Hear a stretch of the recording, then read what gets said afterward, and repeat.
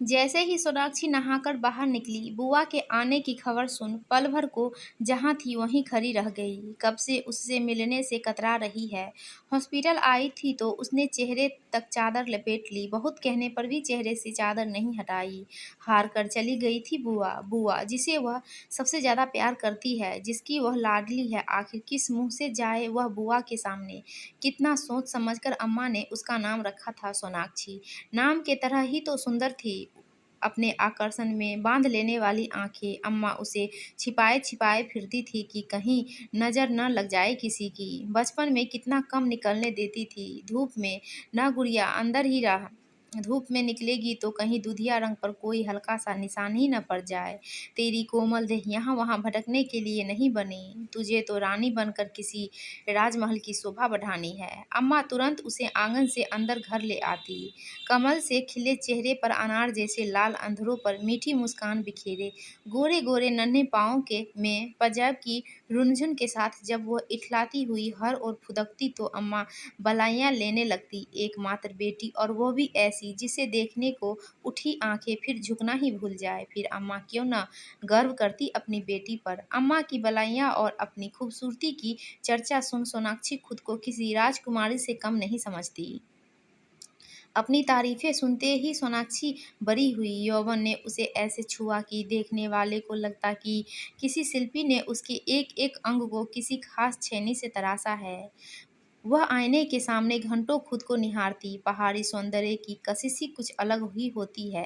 हालांकि वह शहर में रहती थी, फिर भी बर्फीले पहाड़ों का लावण्य तो उसे जन्म से मिला था। उसकी दादी भी क्या कम रूपवती थी और बुआ के रूप को देख सोनाक्षी भी दांतों तले उंगली दबा लेती। ज़्यादा अंतर था भी कहाँ बुआ और उसकी उम्र में, इसलिए दोनों की चुहलबाजी चलती रहती।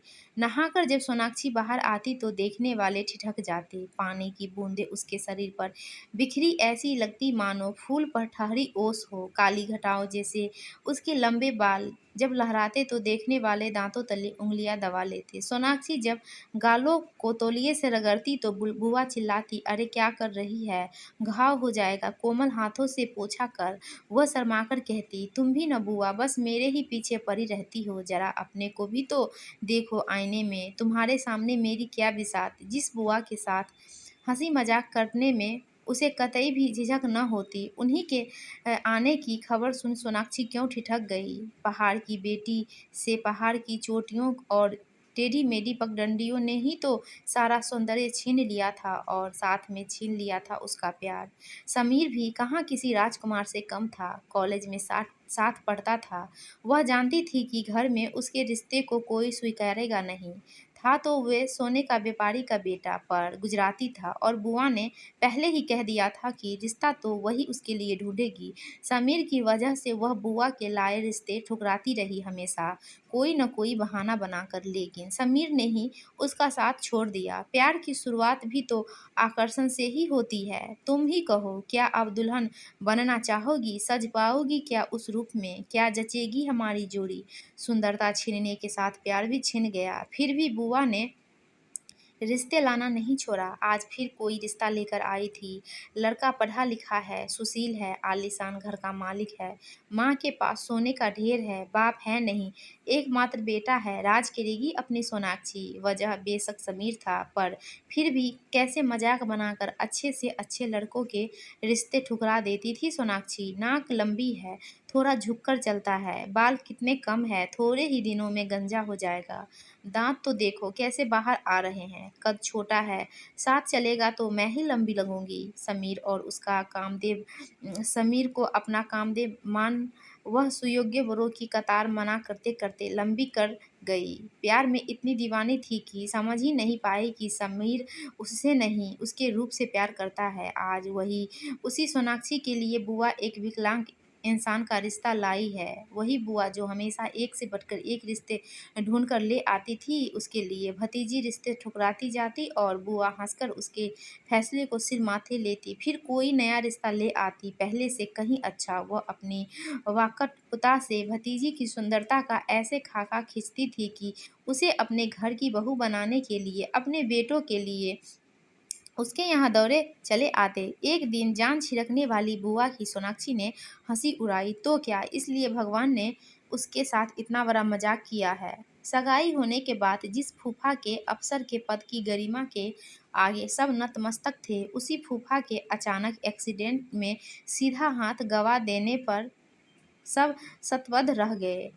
अब तो रिश्ता तोड़ना ही पड़ेगा, दादी और बाबा ने कहा। बुआ के तब विद्रोह के स्वर निकले। अगर शादी के बाद ऐसा होता तो क्या मैं उन्हें छोड़ देती? उनका एक हाथ ही तो नहीं है, मेरे तो दोनों हाथ है ना।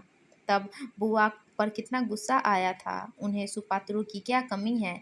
रूप गुण सभी कुछ तो है। एक हाथ से वरमाला डालने वाले पति के चारों ओर घूमती, फेरे लेती बुआ अपने को सबसे ज्यादा खुशनसीब समझ रानी बन डोलती, सारे साम्राज्य की एकमात्र अधिकारिणी। विवाह के बाद सास ससुर की नज़रों में बहुत ही ऊंचे हो गई थी, जो उनको देखता तारीफ करते न थकता। सोनाक्षी ने तब कितने अभिमान से कहा था, भले ही कुंवारी रहना पड़े, पर ऐसा त्याग तो बुआ हम नहीं कर सकते। क्या बुआ को किया यह कटाक्ष ही उससे सब कुछ छीनने के लिए उसे शिमला ले गया था?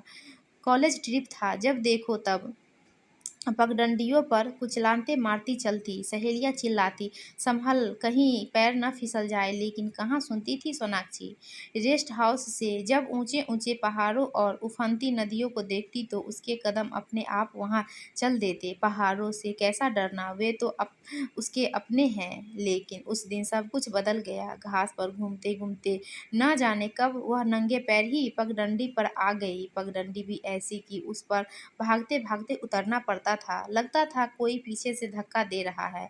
मंद बयार के झोंके को अपने दुपट्टे से बांध वह जैसे ही भागी, अचानक नंगे पैर में पत्थर चुभ गया, पांव लड़खड़ा गए। लुढ़कती ही गई सोनाक्षी नीचे बाजार तक पहुंच गई थी कि तभी न जाने कहां से ट्रक आया और फिर सोनाक्षी बेहोश हो गई। होश आने पर वह जान चुकी थी कि पहाड़ उससे बहुत कुछ छीन चुके हैं। चेहरे को रौंदता हुआ ट्रक उसके हाथों को कुचलता हुआ निकल गया। गाल पर गहरा जख्म हो गया। बालों की घटा छिटक छिटक कर उसे इतना वरदान दे गई जिससे उसका घाव लगा सिर ढका रहे। तराशी हुई पैनी उंगलियां सपाट हो गई। हाथ को तो सलामत थे, पर बाहों पर निशानों के अभेद्य दुर्ग खड़े हो गए। यह भी कोई मजाक था? सुडौल बाहों पर फैले भद्दे निशान और चेहरे पर लगे टाँकों के घावों के साथ जीना था उसे। सचमुच जैसे नजर लग गई थी सोनाक्षी को। अम्मा की बलाइयाँ सब व्यर्थ गई। अब न कोई उसकी खूबसूरती की चर्चा करता है और न ही तारीफ, सिर्फ सहानुभूति की नजरें उठती है उसकी तरफ। लेकिन बुआ उसका उपहास सहने के बावजूद जुटी हुई है। योग्य पात्र जुटाने में क्या आज भी वह मना कर दे कि उस विकलांग व्यक्ति से वह शादी नहीं करेगी, साथ रहेगी तो प्यार भी हो जाएगा? अम्मा जैसे बुआ को नहीं उसे सुना रही थी। हाँ, प्यार तो हो ही जाएगा। वह बुदबुदाई और अपने कमरे में चली गई। समीर का चेहरा तो कब का धुंधला चुका है सोनाक्षी की आंखों से।